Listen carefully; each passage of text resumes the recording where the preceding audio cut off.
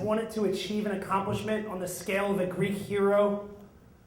The problem is I've never had like the body of a Greek hero, but my twin brother Mike has. You know, in high school when he was on the varsity basketball team, I made varsity Model United Nations.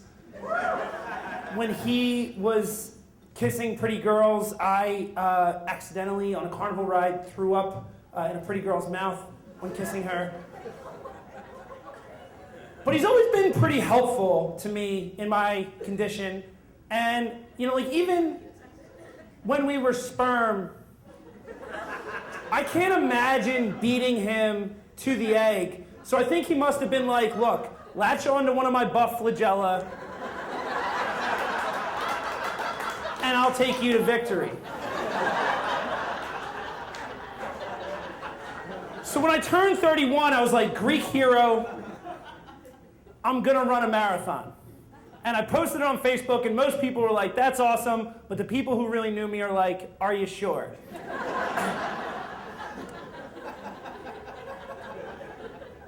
So I started training, and it was great in the summer because I'm a teacher, and I could run whenever I wanted, but then the school year hit, and you know, sleep is so good. And so I wasn't able to train as much as I would have liked, and I have asthma.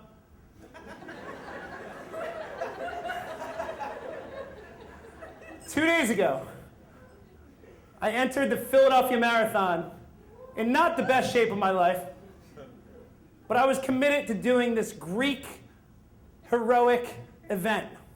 And I start running and I get demoralized pretty much immediately. Like at the third or fourth mile, there's this guy with a sign on his back that says 2 knee replacements, and he's passing me. And like the thought ran through my head, like show off. And so I'm running, and at mile 6, my brother with a coffee cup in his hand comes out and meets me and starts, I'm running, but he's walking. And he does this for the next 7 miles, and he's giving me advice and pumping me up. And he's like, are you sure you want to do this? And at mile 13, you know, like metaphorically the flagella again, he's like, you know, just if you want to go, go. And I'm released on my own, and I'm running the second half of the marathon on my own.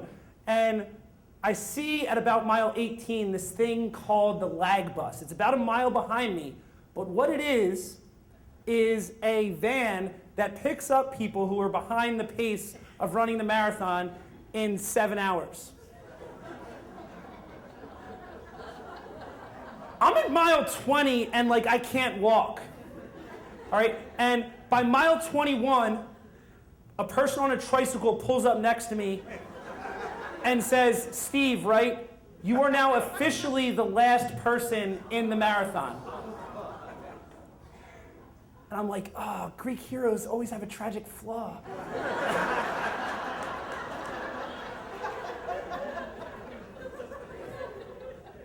So I'm thinking like the van is like 3 feet behind me, and I can't, 21 miles, I really want to give up.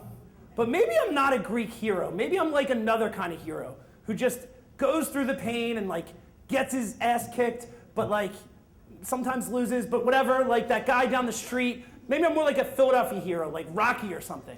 I mean, probably not, but so I'm running, and I get to mile 22, and I get to mile 23, and I'm walking at this pace, and I can barely move my feet, and the van is still behind me, and they haven't picked me up yet, and I see some police, and I'm like, can you please pull them over? And I get to mile 24, and mile 24 and a half, and at mile 24 and a half, one of the cleanup crew vans pulls around me, and the guy in the van who's behind me, the lag bus, comes up to the side of me and says, don't worry about it, I got you. And he pulls in front of the cleanup crew and says, just go ahead. And I get to mile 25, and it's a struggle. And I get to mile 26, and I hear the announcer say, though we are well over the allotted time,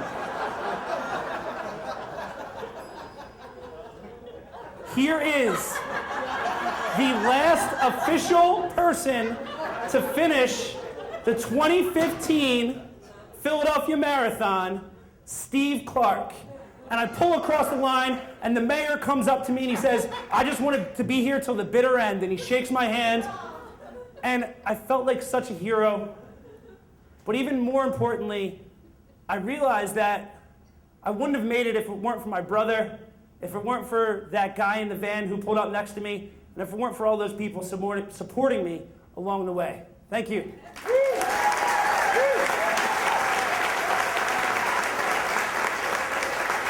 Oh.